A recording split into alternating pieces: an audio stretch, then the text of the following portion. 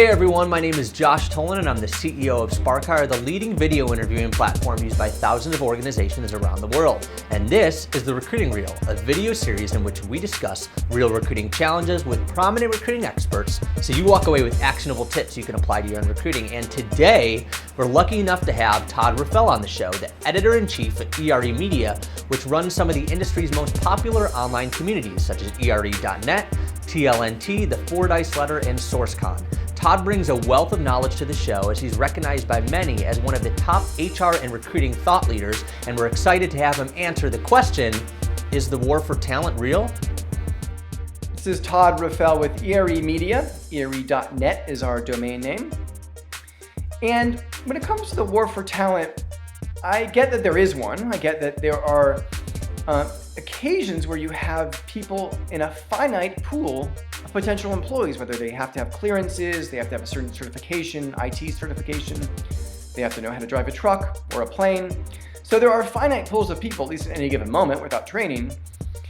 But I feel like, from my observation, talking to thousands upon thousands of recruiters, managers, and employers over the last few years, that the war for talent is actually overstated or overhyped in some cases. Why? Because so many people don't feel that they're even eligible to work for so many companies. And they're not. I know a lot of people who work very hard, very long hours, and very well from my observation, but really can't go to a real traditional corporate job and are self-employed or in some other circumstance where they have a lot of flexibility. Why? They're mothers who have to pick up or drop off their kids, or they have aging parents, or they just don't want to, maybe they don't have kids or parents, they just don't want to commute. Maybe they just don't really want to spend their time going to corporate sales retreats or corporate outings or happy hours after work or whatever it might be. A lot of people I know simply don't feel like they don't fit into what corporate policies expect from them, and they probably don't, unfortunately, sadly. And the result, I believe, is a larger war for talent than there really needs to be. Todd brings up an incredibly thought-provoking challenge that every organization amplifying its company culture will face. Highly qualified candidates are disqualifying themselves from positions that they're qualified for on the basis of something in the employer's messaging that makes them feel like they won't fit in or they won't be a successful or happy employee at that organization. So what can you do about this, and how do you ensure that you're not driving away talented candidates before they even apply?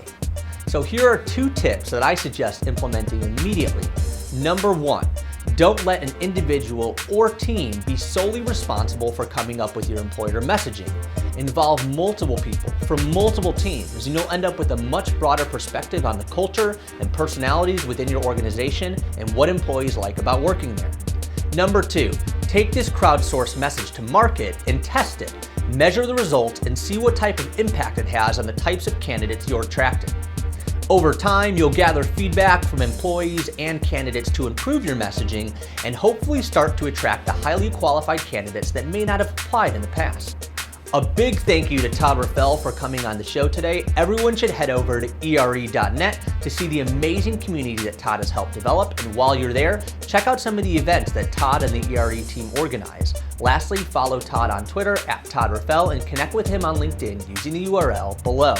Thank you so much for watching this episode of the Recruiting Reel. For additional HR and recruiting related content, head over to hr.sparkhire.com and subscribe to our newsletter. Also follow us on Twitter @SparkHire and subscribe to our YouTube channel to be the first to know about the newest episodes of the Recruiting Reel. Until next time, happy recruiting.